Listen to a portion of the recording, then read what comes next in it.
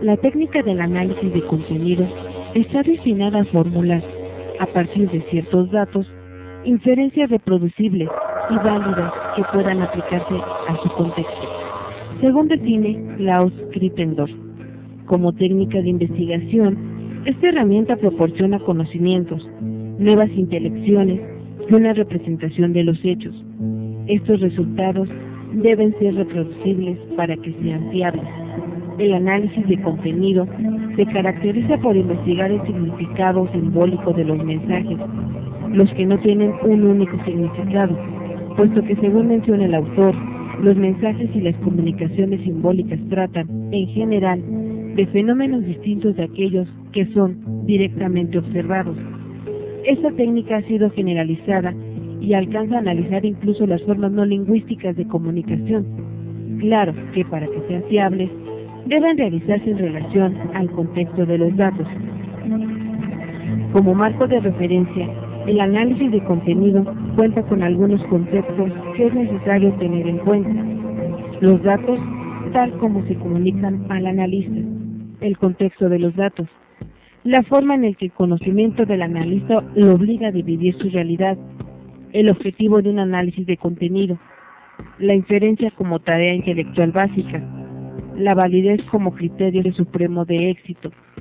La finalidad de estos conceptos es de tres tipos: prescriptivo, analítico y metodológico.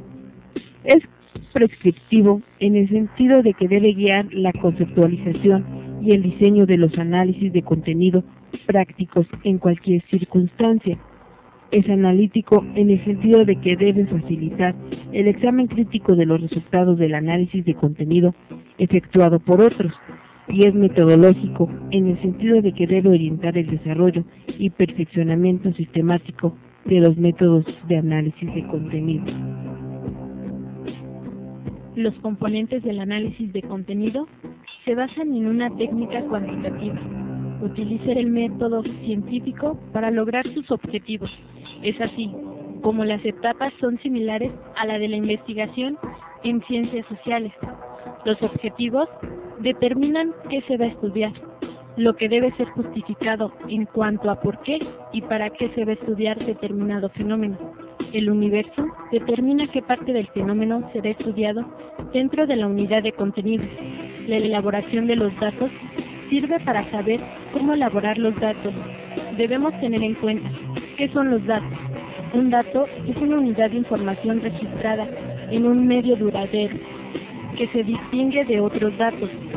Puede analizarse mediante técnicas explícitas y es pertinente con respecto a un problema determinado. Entre las consideraciones respecto a los datos, deben ser representativos de fenómenos reales, así como imprescindible su durabilidad en el tiempo. El análisis de contenido puede ser aplicado a distintos niveles de comunicación. Fox define dos niveles para esto. En primer lugar, uno manifiesto, en donde se estudia lo que se dice explícitamente. En segundo tipo de nivel está lo latente, es decir, el significado de lo que se dice. En un principio solo era utilizado el primer nivel de análisis, ya que se pretendía evitar conjeturas respecto al objeto de estudio. Sin embargo, con el tiempo comenzó a cobrar cada vez mayor importancia la influencia de los mensajes en las conductas, para lo cual se valora el aporte del nivel latente a generar inferencias sobre los discursos, ya que los datos emergen de formas simbólicas complejas. Deben cumplir con los siguientes requisitos: determinación de la unidad de análisis, es decir, que los fenómenos deben dividirse en unidades de análisis separadas. El muestreo, a partir de las unidades de análisis, deben escogerse porciones más pequeñas del universo para su estudio. El registro, las unidades deben codificarse y describirse en formas analizables. Inferencia, se refiere a la hipótesis, la cual debe ser comprobada o refutada.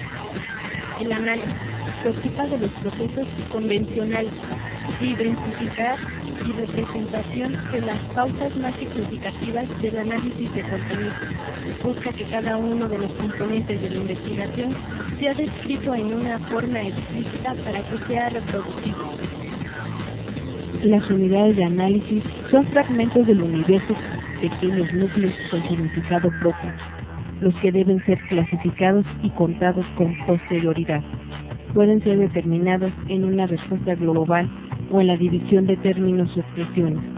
La unidad de análisis se pueden clasificar de dos formas: con base gramatical, lo que implica estudiar palabras, párrafos, o en unidades sin base gramatical, es decir, artículos, editoriales y titulares.